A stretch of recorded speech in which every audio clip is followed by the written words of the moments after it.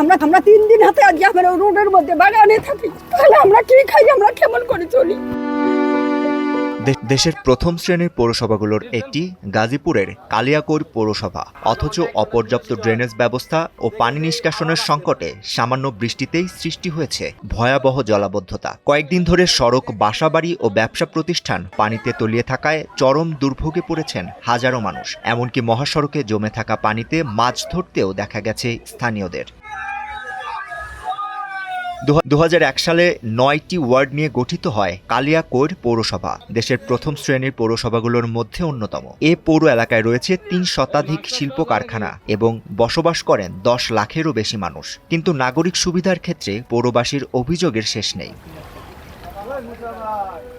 সোমবার ভোর রাত থেকে টানা বৃষ্টিপাতে জলাবদ্ধতায় ডুবে যায় পৌরসভার বিভিন্ন এলাকা। মাত্র কয়েক ঘন্টার বৃষ্টিতেই সৃষ্টি হয় ব্যাপক জলাবদ্ধতা। সড়ক, দোকানপাট, বাসাবাড়ি ও আবাসিক এলাকায় ঢুকে পড়েছে বৃষ্টির পানি। কোথাও কোথাও কোমর সমান পানিতে তলিয়ে যায় পুরো এলাকা। পৌরসভার বিভিন্ন এলাকায় পানি জমে থাকায় অনেক পরিবার রান্নাবান্না করতে পারছে না। জীবিকা নির্বাহেও দেখা দিয়েছে সংকট। ঘরের মধ্যে আমার 1 কোমর পানি, ঘরের ভিতরে আরো তো বাইরে উড়ানোত আছে। আমরা 3 দিন হাতে আজ আমরা রোডের মধ্যে বাগানে থাকি, তাহলে আমরা কি খাই, আমরা কেমন করে চলি?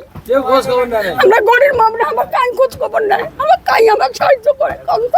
অসুবিধা তো হয়েছে, পরশুদিন থেকে যে অবস্থা হয়েছে, যে ক্ষতিটা হয়েছে এটা মানে পূরণ করতে আজকে 1-1.5 বছর লাগবে আর কি। আরো থাকি আমরা এখানে ভাড়া, দোকানটা 2বার দোকানের জিনিসপত্র নষ্ট হয়ে গেছে। তো আমার ঘরে খাবার, চাউল, ডাউল যত সমস্ত যাবতীয় জিনিস ছিল সবকিছু নষ্ট হয়ে গেছে। খাবারের চাউলটা যে কিনে নিয়ে আসবো সেটা নিয়ে আসার মতো কোনো পরিস্থিতি নাই। আনসার একাডেমি আমাদের মনে করেন গেটটা বন্ধ করে রাখছে, পানি বেরোনোর কোনো সুযোগ পাচ্ছে না, মানুষ খাওয়া দাওয়া করতে পারছে না, কিছু বাইরে হইতে পারছে না। এটাতে কোনো পড়াশোনার কোনো হেল্প নাই আমাদের। এদিকে ঢাকা টাঙ্গাইল মহাসড়ক সংলগ্ন পল্লী বিদ্যুৎ, হরিণহাটি, বিশ্বাসপাড়া ও আশেপাশের কয়েকটি মহল্লা মুহূর্তেই পানিতে তলিয়ে যায়। পরিস্থিতি এমন পর্যায়ে পৌঁছেছে যে মহাসড়কে জমে থাকা বৃষ্টির পানিতেই মাছ ধরতে দেখা গেছে স্থানীয়দের। জলাবদ্ধতার কারণে সবচেয়ে বেশি ক্ষতির মুখে পড়েছেন ব্যবসায়ীরা। দোকান ও মার্কেটে পানি ঢুকে নষ্ট হয়েছে লাখ লাখ টাকার মালামাল। আমার কাপড়, জুতা, কসমেটিক সবকিছু মিলে মনে করেন মোটামুটি 1.5-2 লাখ টাকার মতন ক্ষতি হয়েছে। কারণ আমরা সকালবেলা আইসি যখন আইসাই দেখি যে পানি উঠে গেছে। এদিকে রাস্তাঘাট অনেক আগে থেকে